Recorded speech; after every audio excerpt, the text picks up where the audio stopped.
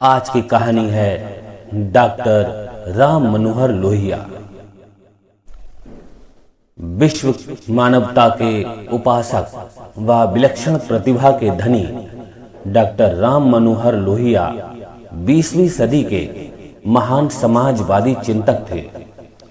उनका जीवन दुखी, पीड़ित व शोषित जनता को समर्पित था, जिनके सुधार व उत्थान के लिए वे आजीवन प्रयत्नशील रहे।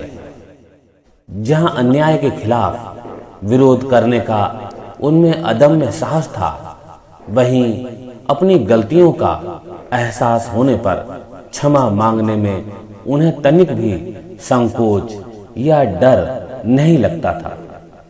उनके सपनों में एक ऐसा विश्व था जिसमें मानव के बीच किसी प्रकार का कोई भेदभाव न हो।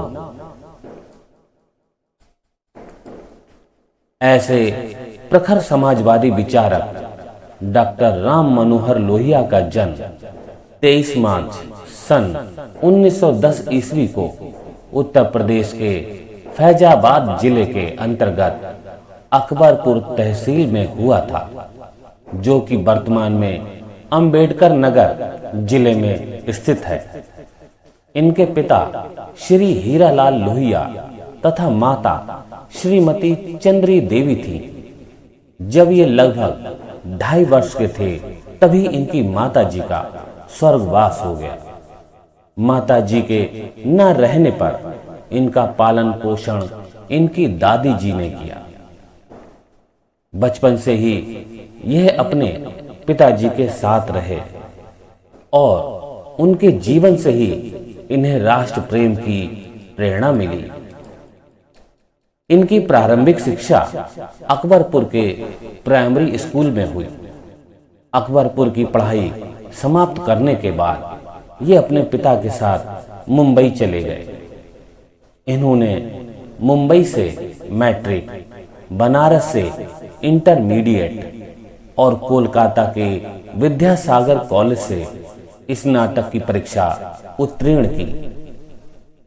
तत्पश्चात डॉक्टर लोहिया ने बर्लिन, जर्मनी से सन 1932 ईस्वी में डॉक्टरेट की उपाधि प्राप्त की।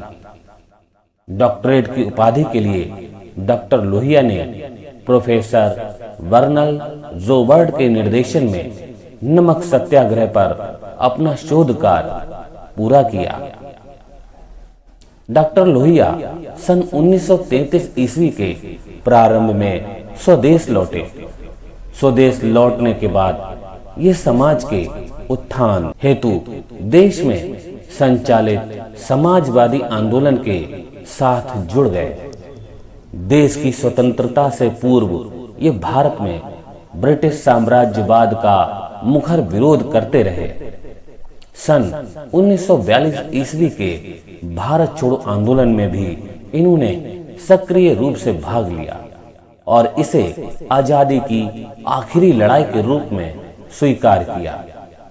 ये कई माह तक भूमिगत रहे और इसी समय इन्होंने गुप्त रेडियो स्टेशन की स्थापना की।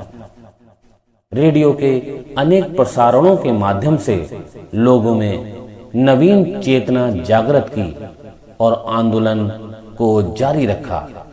ब्रिटिश काल में ये कई बार जेल गए। देश की स्वतंत्रता के बाद ये जीवन पर्यंत समाजवादी आंदोलन के साथ जुड़े रहे। सन 1963 ईस्वी में ये फर्रुखाबाद संसदीय क्षेत्र से उपचुनाव में लोकसभा के सदस्य चुने गए।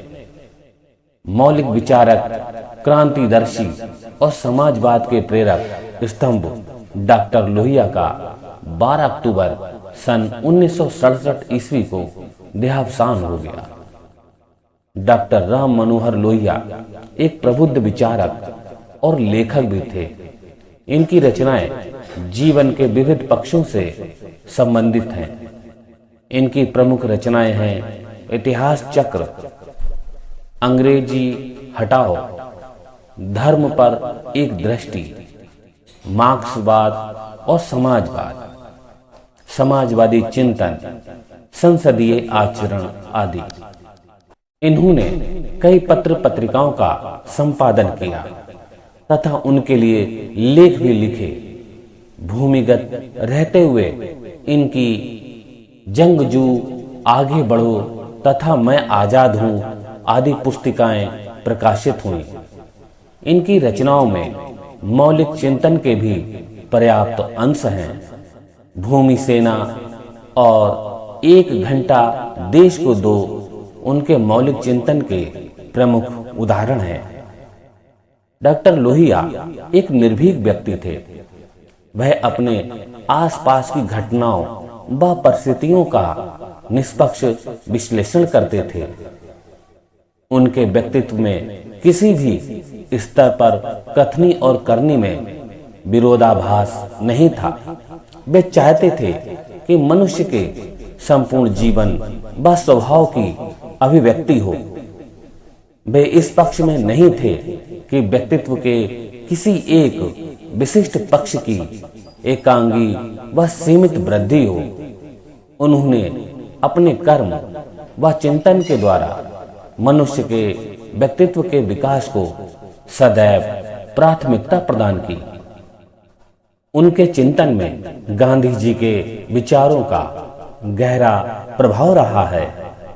अहिंसा के प्रति डॉक्टर लोहिया की आस्था, सत्याग्रह के व्यापक प्रयोग में उनका विश्वास, रचनात्मक कार्यक्रमों में उनकी निष्ठा, विकेंद्रीकरण के आधार पर देश की राजनीति और अर्थनीति में गुणात्मक सुधार लाने का उनका संकल्प गांधी जी की वैचारिक विरासत का प्रमाण है। उनका मत था कि सत्ता का स्रोत केंद्र नहीं, गांव की पंचायतें होनी चाहिए। उन्होंने कहा कि जनतंत्र तभी सफल हो सकता है जब वाणी की पूर्ण स्वतंत्रता हो और कर्म पर अनुशासन हो। राष्ट्र को जागृत करना उनका मूल उद्देश्य था। वास्तव में उनकी दृष्टि सार्वभौमिक व संपूर्ण थी। वह केवल राजनीतिज्ञ नहीं थे, वह भारतीय संस्कृति में डूबकर विश्व संस्कृति की कल्पना करते थे तथा विश्व मानव व विश्व बंधुत्व में विश्वास रखते थे। उनके विचार देश और समाज को एक सूत्र में पिरो सकते हैं, क्योंकि उनके विचारों में चिंतन की गहराई के साथ कर्म की ऊर्जा पैदा करने की क्षमता भी है। उनकी प्रासंगिकता इसलिए भी है कि उनकी समाजवादी विचारधारा समस्याओं का केवल विश्लेषण ही नहीं करती, अपितु उनका समाधान भी प्रस्तुत करती है। तो साथियों, आपको ये वीडियो अच्छी लगी है तो प्लीज इसको शेयर जरूर कीजिएगा। साथ ही साथ हमारे इस YouTube चैनल को, इस एजुकेशनल चैनल को सब्सक्राइब जरूर कीजिएगा। अगली वीडियो में फिर हाजिर होंगे एक नई कहानी के साथ। तब तक के लिए नमस्कार।